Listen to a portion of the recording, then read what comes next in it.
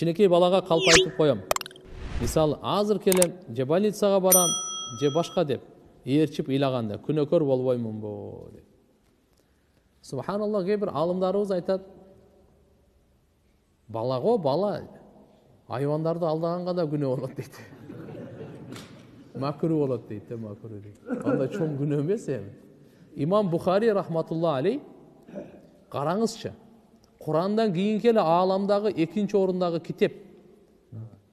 Курандан кийинки эле экинчи орундагы китеп, субханаллах, Сахи Бухари, Имам Бухаринин китеби да. Ол киши бир ушул мухаддис деп коебуз, хадис баян кылган, пайгамбарыбыз хадисин айткан. Издеп жүрүп топтогондо өзү бир жагы эле 300 000 хадисти жат билген. Бухариге аз эле хадис жазган ал. 9082 хадис, такрар, бардык беркелерин алып келгенде. 2700-дин тегерегинде такрарсыз хадис келет да. Кандай болбосун Имам Бухари ошо хадис издеп ар жакта шаардан шаар, мамлекеттен мамлекетке кыдырып алып жүргөндө, сапар кылып тарып жүргөндө, бирөө айткан экен, ушул айылда бир чоң аалым хадис айтат.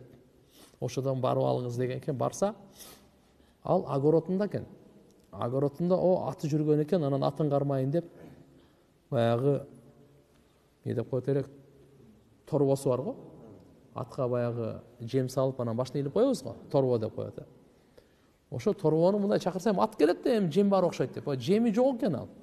Мындай келип, кармап алган экен. Анан барып жанына туруп, анан сөз чыгып сүйлөшүп, анан жеми бар эле, жок, жеми жок эле, атты ушинтип кармайсың деген экен.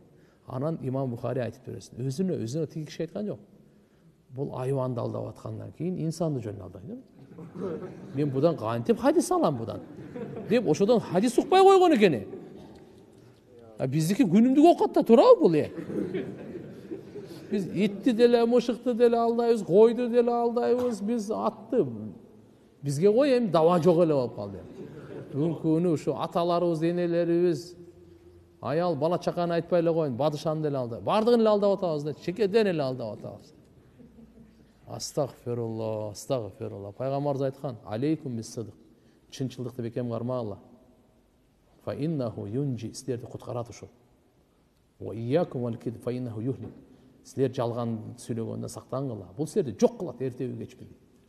Кыйын болсо да чын эле айтып кое бер эле, мына мындай эле болду деп. Кыйын болгондо да чын эле айтып кое эле. Макулбу? Эмнеге тоттук эле? Эмнеде эми аракет кылыш керек. Балдарга бир убада берсеңиз, аткарыңыз. Башка нерсе менен айтыңыз. Бирок калпка жалганга болбосун.